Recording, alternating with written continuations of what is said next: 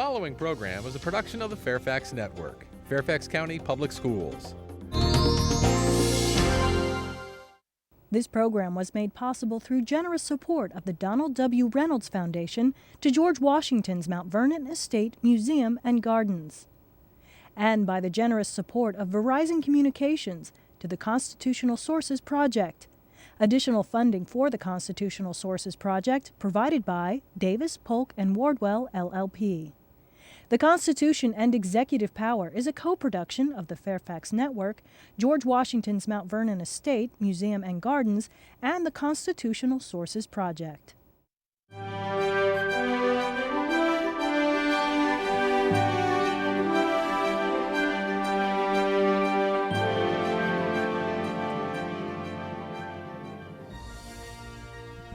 Good morning. My name is Stuart McLaurin, and I'm the Vice President of the Fred W. Smith National Library for the Study of George Washington here at Mount Vernon.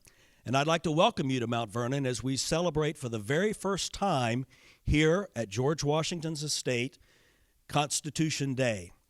We have students gathered from all over Fairfax County. We have a distinguished panel that's going to discuss the Constitution, George Washington's role with the Constitution, and I have a very special announcement for those of you who are here today and those of you who are watching by television. This summer, Mount Vernon was very fortunate to acquire George Washington's copy of the United States Constitution. It was passed by the first Congress of the United States. He took this document and in his own hand underlined every specific role and responsibility of the President of the United States. He didn't have a predecessor in that role. He didn't have someone that he could talk with about what being president was like. So he took the Constitution and he went through it line by line and marked in the margins his role and his responsibilities. That document will go on exhibit on Constitution Day, September 17th, here at Mount Vernon, and will stay on exhibit through next February on his birthday, February 22nd. I'd like to invite you and your families back, and those of you who are watching by television, to make plans to come to Mount Vernon for this very special exhibit. It's after we close this exhibit in February, it's going to go on a tour of other presidential libraries around the nation so we can share this wonderful document in partnership with the presidential libraries representing presidents of the United States from Boston to Los Angeles. When it returns to Mount Vernon next summer, it will be the cornerstone of our special collection at the Fred W. Smith National Library for the Study of George Washington. Now, what is that? Oh, for decades, since the 1850s, when the Mount Vernon Ladies Association acquired Mount Vernon has been a destination to study and to visit his estate. This library will be the first time ever we will have resources here at Mount Vernon for in-depth study by scholars and researchers to prepare to teach and educate the next generation of young Americans and people from around the world on our president. I'd like to welcome you again here today. You're very fortunate to hear from this distinguished group we have with us. Julie Silverbrook is the Executive Director of the Constitutional Sources Project. Joseph Ellis and Carol Berkin will also be with us, and you'll be hearing more about them by introduction in just a few moments.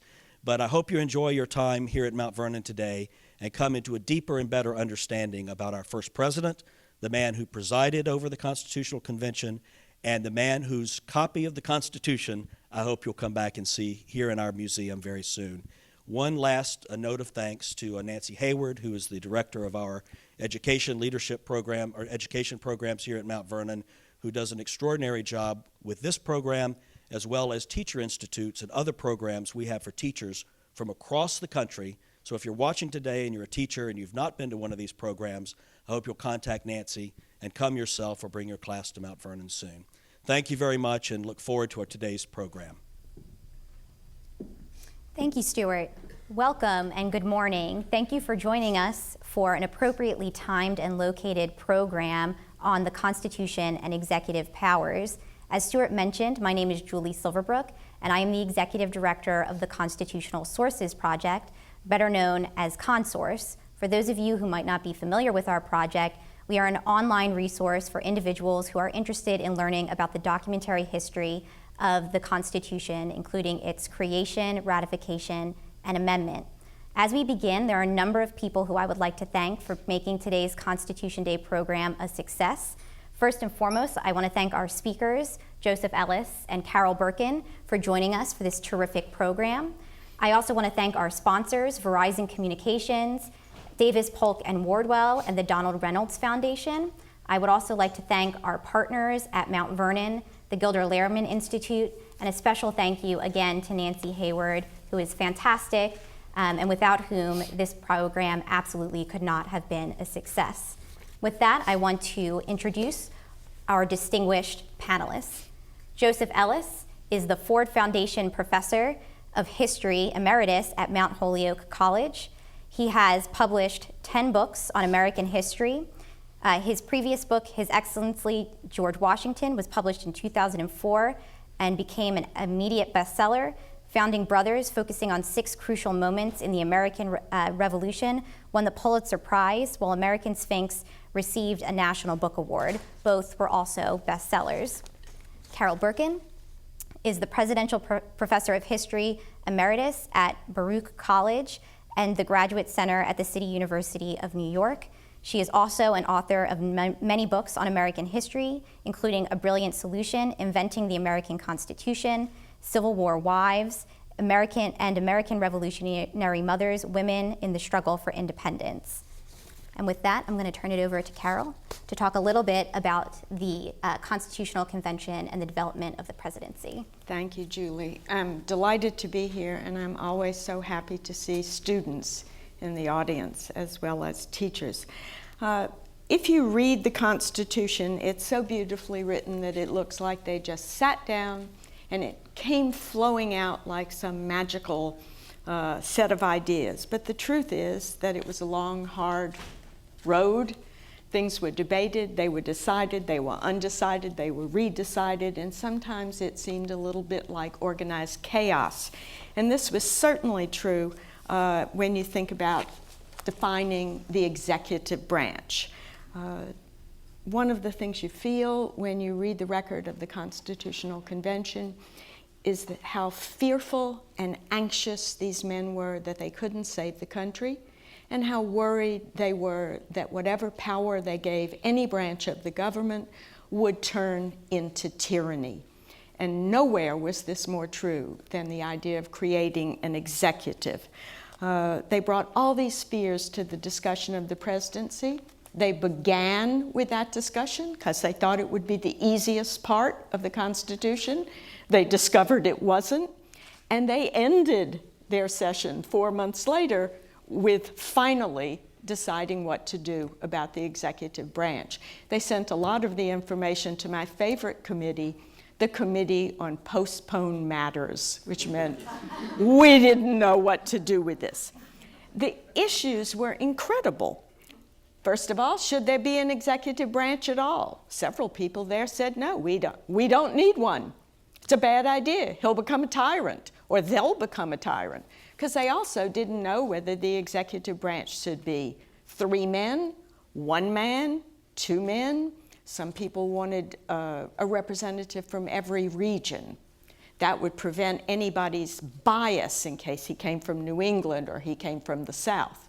Oh no, someone else said, 2 people could gang up on the 3rd.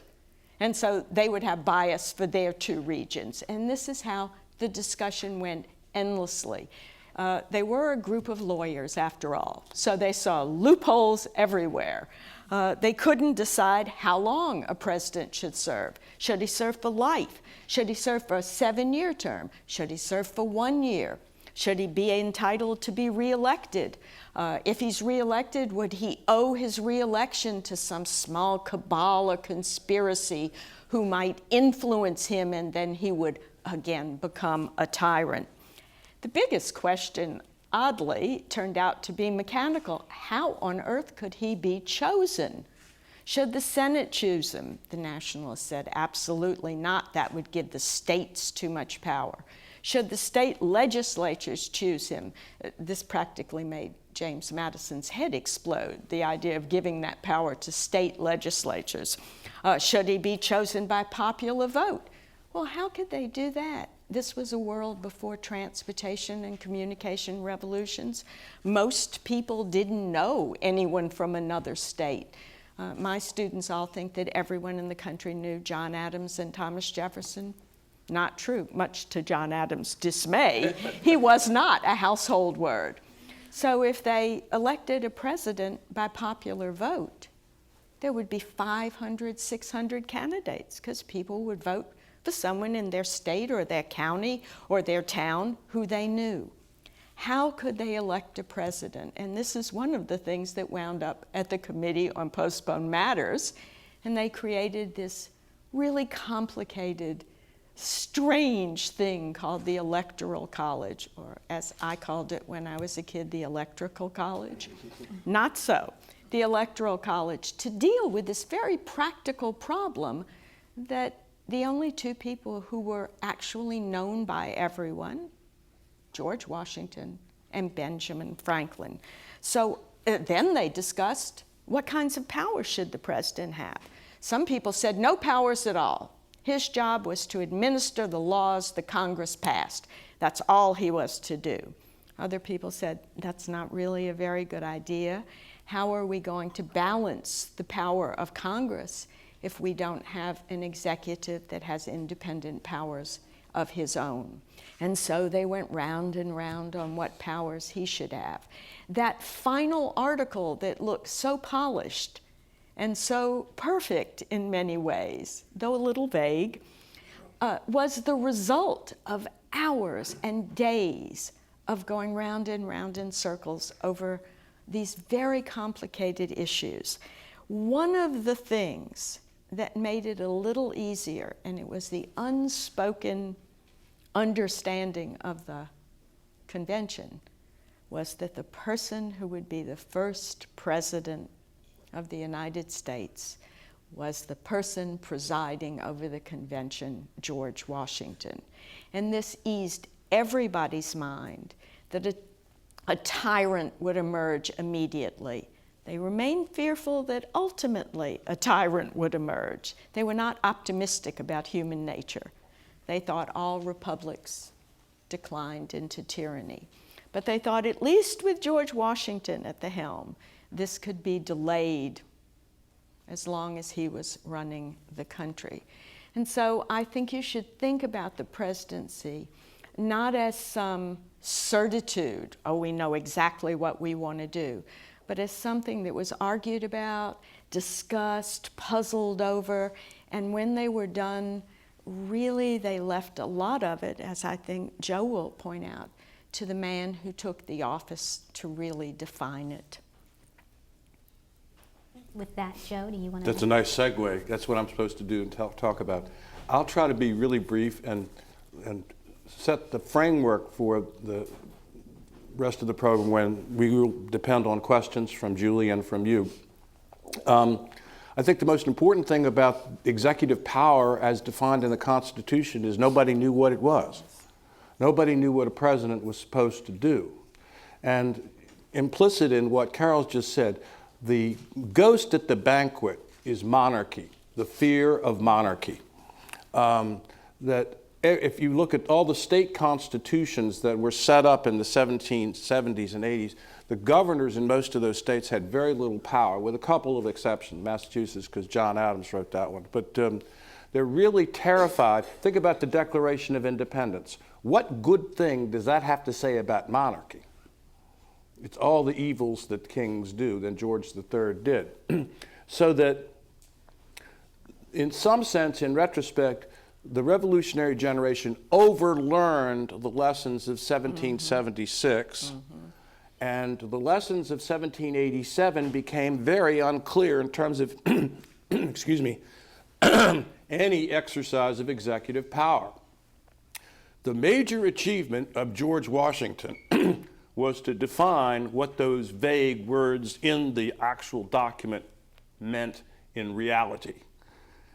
There is a poll every 4 years, I think it's by the Chicago Sun-Times, of scholars and, that is, political scientists and historians as to who is the greatest president in American history. They have like 28 categories. Carol's on this list, I'm on this list. For the last 37 years, the same three people have always been the top three. Tell me who you think they are. Right there, sir. FDR, Lincoln, and George Washington. Right? You got it. Franklin Delano Roosevelt, Abraham Lincoln, George Washington. Not necessarily in that order. They switch around. That's the American Trinity, if you will, in terms of presidents. And each new president thinks he might make it in at some point in time down the line. The list shifts. Truman has gone up in stature. JFK has gone down a little bit. By the way, if you take a poll, not of scholars, but of ordinary citizens, as to who the greatest presidents in American history are, guess who they are? Ronald Reagan and John F. Kennedy. Right. That's because most people don't know anything about any of the other ones. At any rate, we know why Lincoln's on this list. Lincoln ended slavery and saved the Union. And we know why FDR is on this list. FDR saved capitalism and defeated the totalitarian powers of Japan and Germany. Why is Washington on the list? What did he do? Well, I'm not going to get into specifics here. They can come up in the response to requests. But if you, when I was writing the biography of him, His Excellency, I said, I wonder what he thought about his own presidency just as he was leaving it. On March 6, 1797, there was going to be inauguration of the next president, who was John Adams, and he kept a diary that, Washington did. And so what was he thinking? He's finishing really a whole public career of public service, 8 years in the presidency. What did he think he had done? And you turn to his diary and it says, March 6, 1797, temperature 38 degrees, a day like all days. He doesn't tell you what he's thinking. And you ever gone to the mall? You go to the Lincoln Memorial, and there are words. 7 years ago. You go to the Jefferson Memorial, and there are words. We hold these truths to be self-evident. You go to the new Martin Luther King Memorial, and there are words. I've been to the mountain, or whatever, I have a dream speech. When you go to the Washington Monument, there are no words, except the graffiti scrawled on the staircase in the inside. They've gotten rid of most of that. Washington is silent. There's a famous scene in the Constitutional Convention. It's probably apocryphal. And they're taking a break. And Gouverneur Morris, who is a real eccentric character and has a peg leg, who is also the model, the torso that is used for the statue of Washington later on. He's standing with Alexander Hamilton, and Hamilton says, I'll bet you a dinner that you won't go up to George Washington. Put your hand on his shoulder and say, how you doing, George? And Morris does that. And Washington lifts his hand off of his shoulder and looks him in the eye with the most steely-eyed glare, and that's the last time anybody ever tried to get into that internal that space around him. What he did was define the presidency.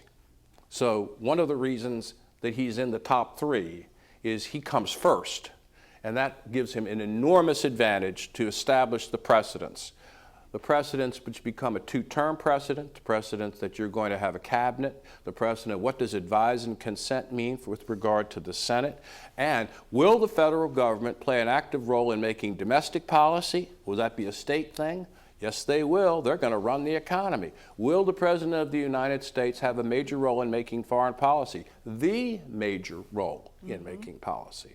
He has a proclamation in 1793 of neutrality. We're not going to go to war with anybody in Europe. I mean, what's a proclamation? That sounds pretty monarchical. That's what kings do. So he becomes a president If you think about the word president, it means preside. It's a weak term. He transforms it into something different than that when we hear it now. He is both the symbolic figure who holds the country together, as they said in the toast, the man who unites all hearts. He visited every state, which was hard to do then. He would get in his carriage, ride from one town, then get out, mount his white stallion Prescott, polish up Prescott's hooves, ride in with his military uniform.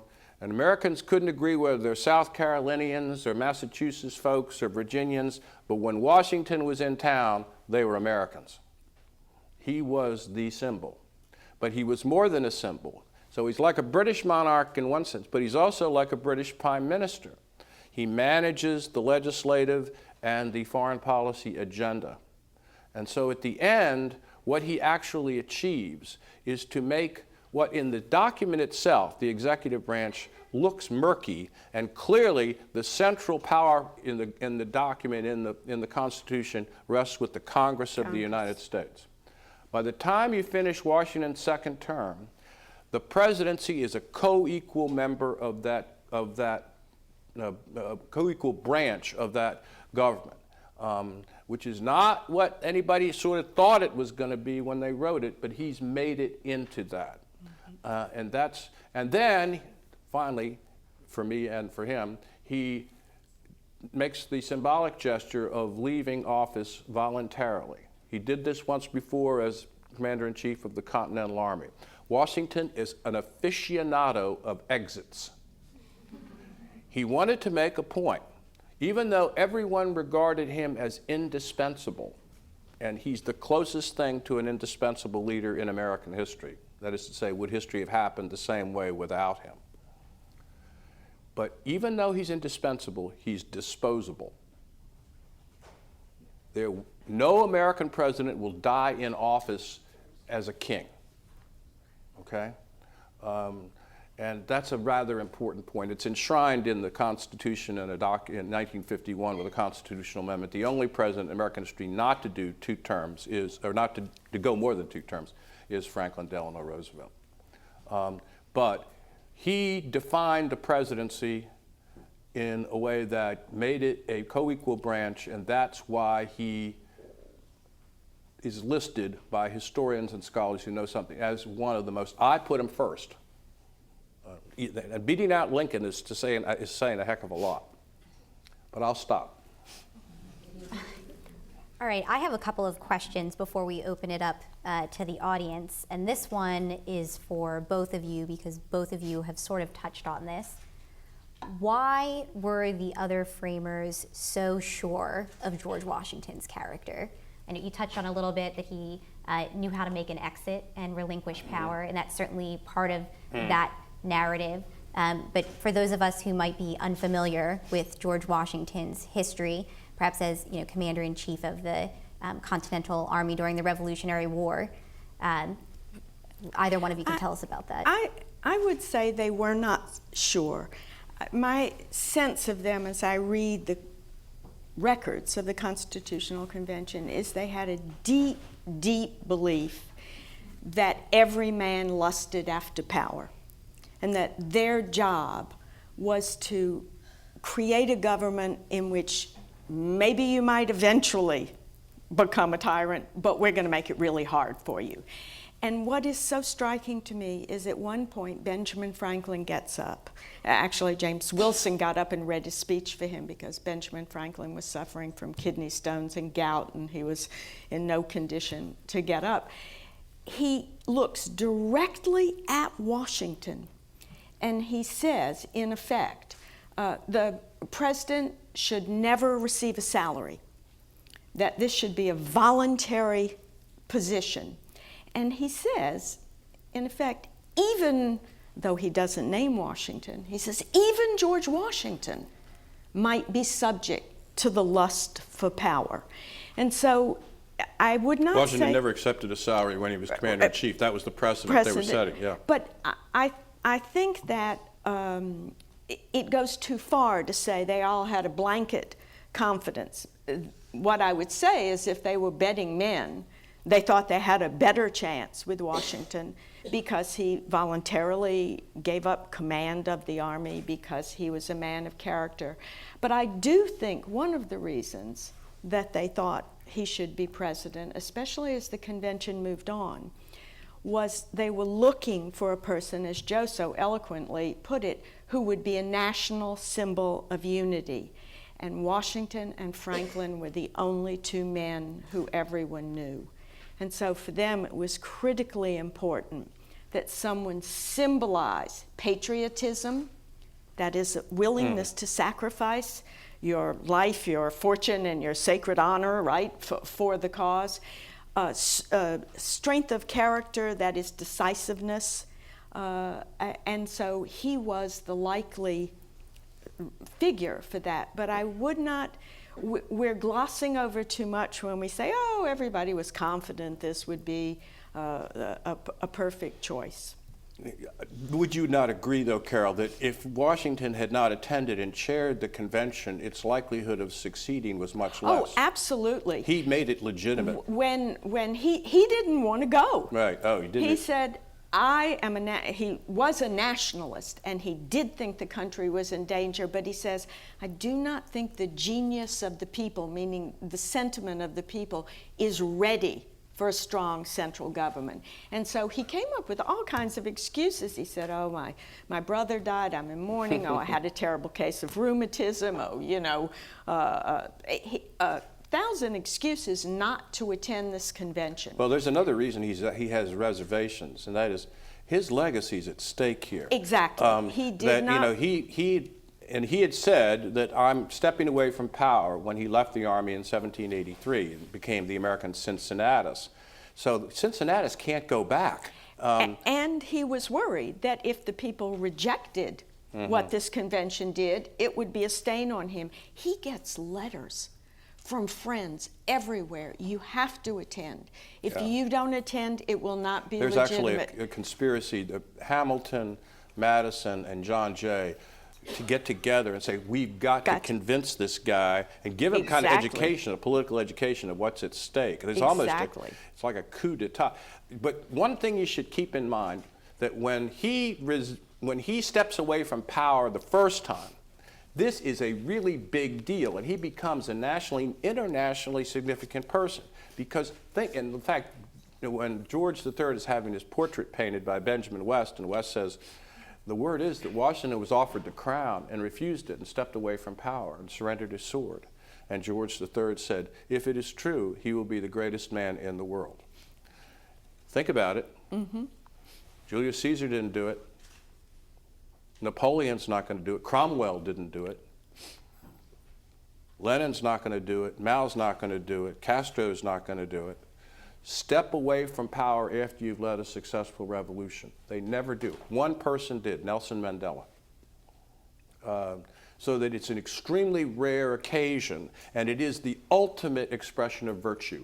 Your own, the victory over your own ambitions for larger public purposes. So even though I understand what Carol's saying, that he's not a sure thing, nobody's a sure thing, he's the closest thing to a sure thing that America has to offer. The wonderful thing is he actually gets a letter from a friend who says, if you attend the convention and it succeeds, you will be known as the father of your country. I mean, for years I thought that was just one of those phrases school teachers and professors made up. Right there in print, you will be the father of your country. And it is absolutely true. If he had not attended, it would not have had legitimacy with the average American voter. But he himself is not the father of anybody. Right. That's the interesting thing. And he says this at one point, he says, if you worry about me becoming a monarch and passing along the presidency to my progeny, I don't have any progeny. The only person that had male heirs of the first 6 presidents was John Adams. And guess what? His son did elected president too. But that they were so terrified of this monarchical principle that he wanted to say, remember, when I die, I leave no heirs. Right. So Joe, you've touched on this, actually both of you have, Why do you think that George Washington was close to immune to the criticism of becoming an uncrowned monarch? And this would be during his 2 terms as president. Yeah, that's a good question. Like he was immune to smallpox because he had been exposed to smallpox in the West Indies early in his life. And so it's like at some point in time, I guess it's to call it an immunity is a metaphor. But as a young man, reading his correspondence as a young man, when he's just inheriting this estate, he's not immune. He's very ambitious, and he marries the wealthiest widow in Virginia to get, and then inherits this estate. Something happens to him in the war. It's during the war. Remember, he's fighting for 8 years. 8 years on, in the field, never comes back. I think that he became psychologically certain of his own significance and didn't need any additional confirmation of that. He knew we would be sitting in Mount Vernon in 2012 listening to historians blather on about his significance. He knew that. And he wasn't sure that there was life after death in a traditional Christian sense of the term. When in the death scene at Mount Vernon, there's no minister in the room. I think he thought he wasn't going to heaven, he was going into the ground. But there was another form of immortality, and he knew he was going to have it, being remembered in the history books and by posterity. And that's what he cared a lot about. But he knew he could afford not to be conspicuously ambitious and to be under complete control. But Joe, he was finally criticized, and it upset him tremendously. He was really, I think, accustomed to being seen as a near-perfect fellow. And after the Jay Treaty, when the Democratic Republicans began to really attack, and they attacked him personally. We think today newspapers are scandalous and scurrilous, but in the 18th century it was no holds barred because the newspapers were financed by the political parties very openly, and when you got attacked, it's got hard attacked. to believe, but even though it's highly partisan now, it was worse then. It was much worse. It's almost impossible for you to believe that, but it's true. And he was attacked, and he did not respond philosophically to that. No. He was really enraged that they would attack his motives. But some of the attacks were, some of the attacks were ridiculous. I mean, during the war, the British, in an attempt to undermine General Washington's power, had created some forged documents that allegedly showed that he was trying to sell out the American cause, to be the American Benedict Arnold before there was Benedict Arnold. So they were forgeries, and they were shown to be forgeries. Nobody worried about it. The Republican Party, it's not the same Republican Party, in their journal called the Aurora, they published these and say, look, Washington is really a traitor, okay? It's like Barack Obama is really a Muslim. And as he was getting ready to retire, who was Tom Paine, the author of significant American publications, most especially Common Sense, says, we all devoutly pray for his imminent death. We hate him because he's exercised too much power. Anyway, he is the greatest political leader in American history. He levitates above the pack in that regard. And part of it is the level of self-control he has over his own emotions and his own ambitions. I'm going to ask one more follow-up question before we open it up to audience Q&A. We're talking about sort of monarchical power, and today the president is accused of being sort of an imperial presidency, and he is, the president today is critically important to the policymaking process. Can you tell us a little bit about sort of how the founders originally conceived of the presidency and how that differs from the modern role? Well, I think one thing is clear. It's Schlesinger who wrote this wonderful article, The Rise of the Imperial President. And his point is, and this is a really important point, I think, for all teachers and students, because we tend to be presentist. We think that the past is just like today, except that they wore different hairdos. And the truth is that post-World War II, we have a country that is now the dominant country in the world, except, of course, for the Soviet Union. President with enormous powers because he controls embassies and he controls ambassadors and he controls a lot of foreign policy. And then what the New Deal produced, which is the notion that the federal government really is responsible for the general welfare of the people, which means an enormous expansion of government agencies under the president. Washington, that is the government, for really many, many years, if it had vanished, a lot of people in America would not have even noticed. I always joke, because I grew up in Alabama, that when you said the government, which is how we said it, nobody thought of Washington, D.C., it was Montgomery. And so I think the expansion of the power of the national government creates this imperial presidency. My own sense, from what I know about the convention, is that people thought that the heart and soul of a republic was the legislature. It was to be supreme, it was to make the laws, it was to determine policy. And really, the president was a kind of gopher. You know, we make the laws and then you make sure that they get administered. You go out and you take, you know, and also you make the coffee. I mean, it was really a kind of level of, you do our bidding. And what is remarkable, I think, is not only that Washington transformed it, as you said, into an equal branch with the Congress, but events occurred, such as this war between France and England, between Napoleon, that required a kind of foreign policy that gave Washington an avenue by which he could become a co-equal branch of the government. But it was nothing like what we have today. And the last thing to remember is they did not envision political parties. Hard as it is for us to believe, they thought factions, which is what they called parties, were one of the great threats to a republic. And so you didn't have a man in office who controlled the Senate, his party controlled the Senate, whose party controlled the House, who could appoint Supreme Court justices from your party.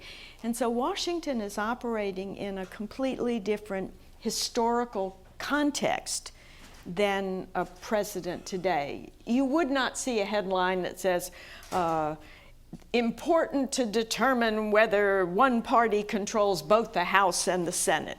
That would be inconceivable in Washington's day.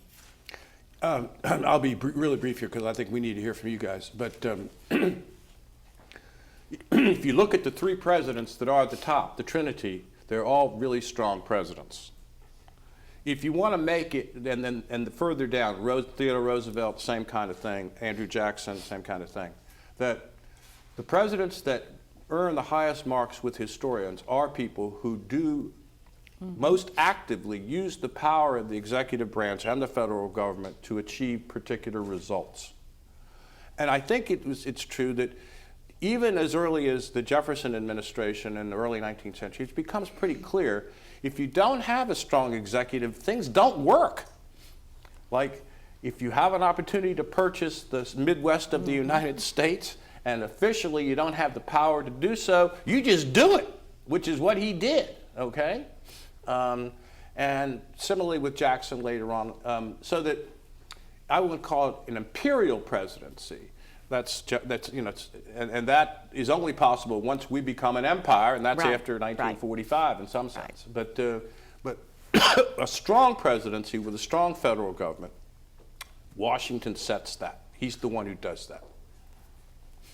All right, now we're going to open it up to all of you. There are microphones on both sides. When you get up there, please remind us of your name and where you're from.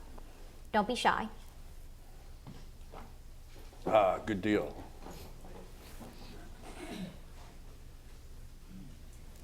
Hi, my name is Alicia Tucker, and I'm here from the Society of Cincinnati. And I'm Oh, wow. mostly curious of how Washington's experience as the commander-in-chief of the Continental Army influenced how he shaped and defined the president. I'll start. Okay. The cabinet system is essentially a movement from the Continental Army to the presidency of his, what in the war was his general staff. And they would meet to discuss, do we or do we not attack New York? And it wasn't just a discussion. You had to submit a written brief. And you didn't know what Washington's opinion was. He wouldn't say, I think we should attack New York. What do you think? He would say, we have the following choices. We can attack New York. We can not attack New York. We can move in this direction. And then they had to, and he does the same thing with the cabinet. Specific example, the most important example, the National Bank, 1791. Very controversial. Hamilton's baby, okay? The beginning of the Federal Reserve System. Very dangerous in the eyes of a lot of people. And he says to the cabinet, and he asks Adams to throw in his opinion too, even though he's not in the cabinet as vice president. What is your verdict? Is this or is this not constitutional? Jefferson says no. Edmund Randolph says no. Henry Knox says no. Alexander Hamilton says yes. And he agrees with Hamilton. But it's a process of decision-making that is a direct consequence of his experience during the war as commander-in-chief and general. And in some cases, it's some of this, Knox was his artillery officer, and Hamilton was his aide-de-camp through much of the war. So that it's transference of that group. And they really were a band of brothers. Cincinnati comes in for enormous criticism when it's created because it passes membership to the male heir, right. And it therefore is regarded as, right. as an aristocratic institution. And Jefferson and everybody dumps all over it, but for them it was genuinely an attempt to sustain a level of friendship and patriotism that was not being rewarded by the American people otherwise. They never got their pensions. And Washington calls his aides-de-camp, his most trusted advisor, his family. But I think one of the things, much more general, is that experience made Washington a nationalist. Here he was, a Virginia planter. So many of them were reluctant to join the revolution in the first place. They had to be sort of shoved. They are going to be the heart and soul of the anti-federalist movement. Washington understood, first of all, he traveled the length and breadth of the country. And so he had, in Hamilton's great phrase, he thought continentally. He understood what was shared by all of these disparate communities and states that other people who were more provincial, like Patrick Henry, who till the day he died said, Virginia is my country, and who only left Virginia in his entire life twice. Washington had this experience of really understanding that it had the potential to be a country, to be a nation. And I think that is something he carries over to why he eventually said, yes, I'll go to the convention, why he supported so many of the things that Hamilton wanted to do, which was contraindicated for a Virginia planter.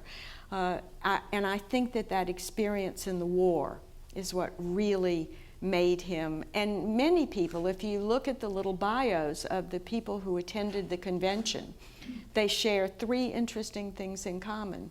Many of them were not born in the United States, and so they didn't have these deep roots in one state that made them provincial. Many of them had been educated abroad, but many of them had been officers in the Continental Army and shared that sense of thinking continentally with Hamilton and with Washington. And I think that's critically important in the role that he comes to play as president. I think we have a question from the gentleman over here. Yeah. Hi, I'm Alex Warren from George Mason High School. We haven't mentioned him, have we? No. And if you would, after you answer my question, that'd be cool. But what beyond legitimacy did George Washington really add to the Constitutional Convention? He didn't say, he said not a word until the very last week when he made one request that they amend a decision they made, and everybody said, sure, George. He took very seriously that role as presiding officer, but you think about how it's like herding cats. He had a group of men not shy about speaking, not unopinionated, discussing critically important issues, and Washington said, we will be civil. One of the first things that they decide to do is have a set of rules of etiquette for the convention, that you will not interrupt anyone speaking, you can't speak more than twice on the same issue, and Washington enforced this. And I guarantee you, if he hadn't, it would have been total chaos. My friend Joanne Freeman has written a book called Affairs of Honor about how many duels men in government had with one another, or near duels. And she's now, we think people misbehave today. These guys were fighting on the floor of Congress, punching each other out, hitting each other with, and she's doing one now on the government before the Civil War. There were fist fights everywhere. And all I could think is she was talking about all these episodes of people beating each other up. If George Washington had been presiding, none of this would have ever happened. So I think his role in keeping civility, which mattered a lot to Washington, keeping civility was critically important. They never would have finished what they were doing if he had not been there to preside over them. Carol, I want to ask you, there's a story that I love to tell as a teacher, but I'm not sure it's true. Sometimes it's that at the convention, when they're going to have this debate about how representation should be, whether it should be by state or by population, and it's going to be a big compromise, and right. You know this. But this is the central debate in the yes. convention. And it's going to be acrimonious. And Franklin, allegedly, this is what I'm not sure about, says that given the importance of the occasion, perhaps we should call in a minister to say a prayer. And Hamilton says, I see no reason to call in foreign aid. And if that's not true, it ought to be true. What is really funniest about this is, of course, Franklin was being as tongue-in-cheek as you possibly could be. But people have used that statement to prove that the convention was a godly convention. So you have to, when you just read the words, you can't understand that. I'm sure there was a little twinkle in Franklin's eye, and he was being as sarcastic as possible.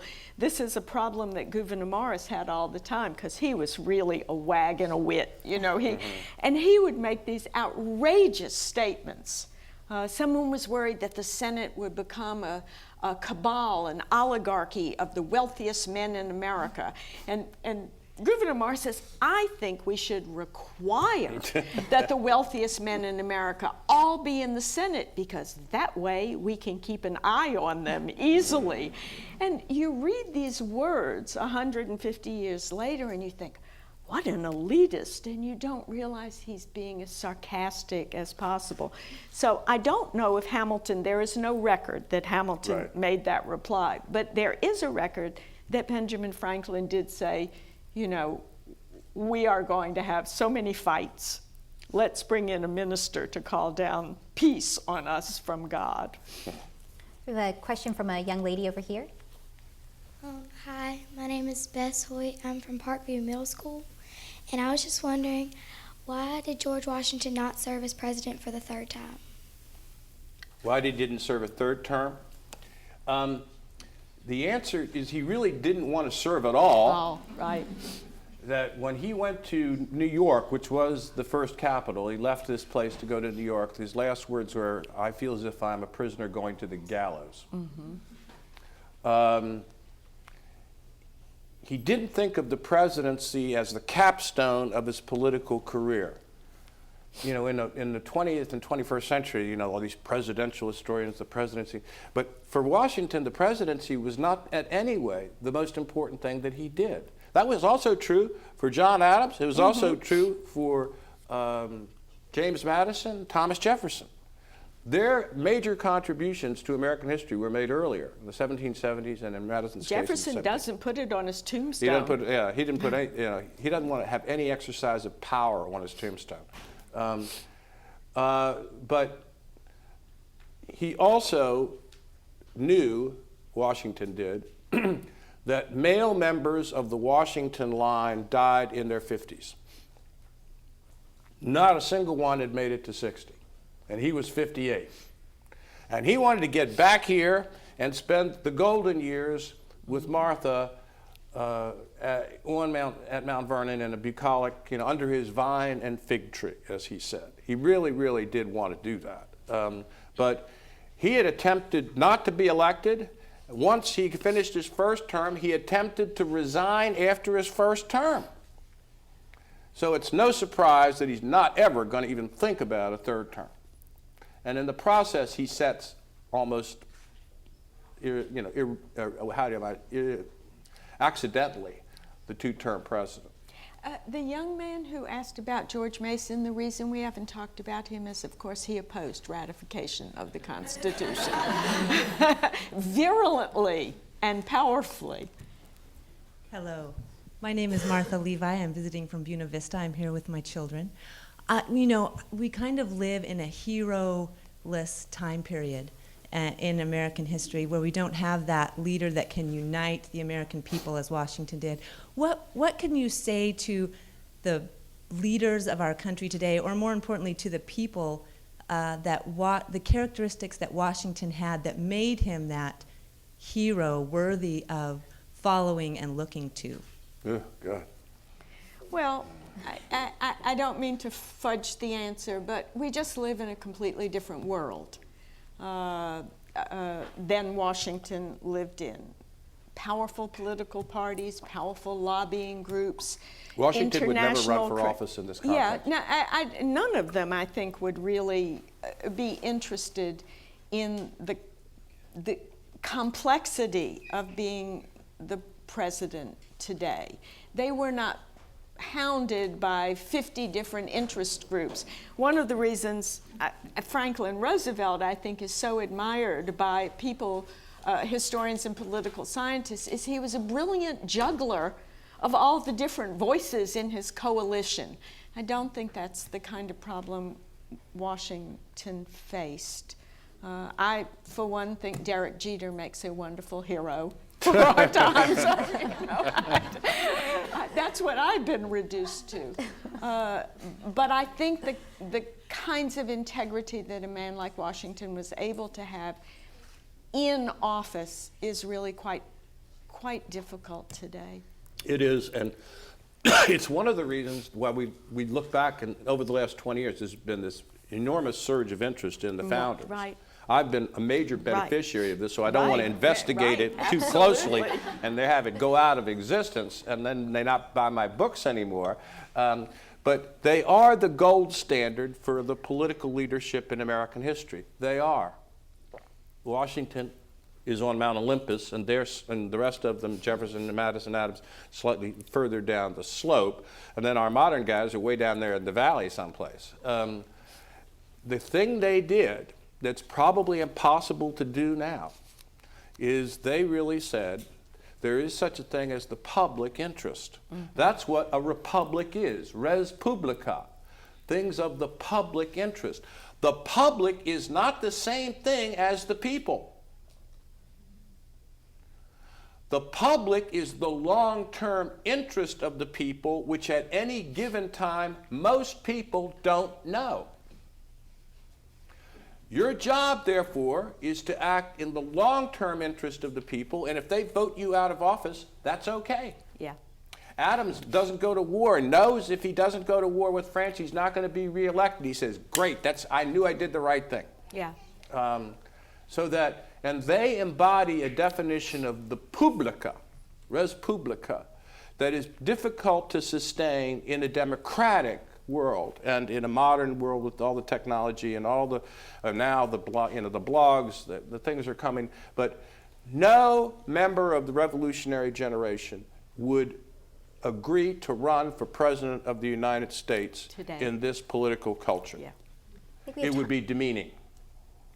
They wouldn't do it. We have I think one more question and somewhat brief answers from both of you Okay. if possible. I'm Austin Gogol, and I go to George Mason High School, Falls Church. And I was wondering if you thought that the appointment of Thomas Jefferson to Washington's cabinet was a good choice by him, seeing as he was of a different party, and if you thought that that affected the political parties that formed afterwards. He wasn't of a different political party at the time that he was appointed. That is, there were no really functioning political parties at the time. And I think certainly bringing in people of Virginians, very influential state, bringing in people who were a little lukewarm about the Constitution. Jefferson wrote a 20-page attack on the Constitution, wanted Virginia not to ratify it, I think is typical of Washington's effort to bring in all the voices and to listen to the points of view of everyone. And if you think about it, it's like he's got a great eye for talent. Washington really picks, he picks Hamilton out of the ranks. Right. And he picks Nathaniel Greene, who becomes a great general. And you've got Jefferson, Hamilton, Madison's in an unofficial cabinet, and he's the major liaison with the House of Representatives. Right. And not only that, when Washington arrives, the House of Representatives welcomes him to New York and to the government, and Madison writes that. And the response is Washington's response. Madison writes that too. Yeah, okay, he's right. actually answering himself. But you've got incredible, I would say in the history of the cabinet of the United States, there's more brain power in the first cabinet than there is in any other cabinet after that. So but I've written a book of Jefferson, and he ends up being traitorous. Yeah. He ends up, while Secretary of State, hiring people, this guy Philip Freneau, to undermine the very presidency that he's supposedly serving.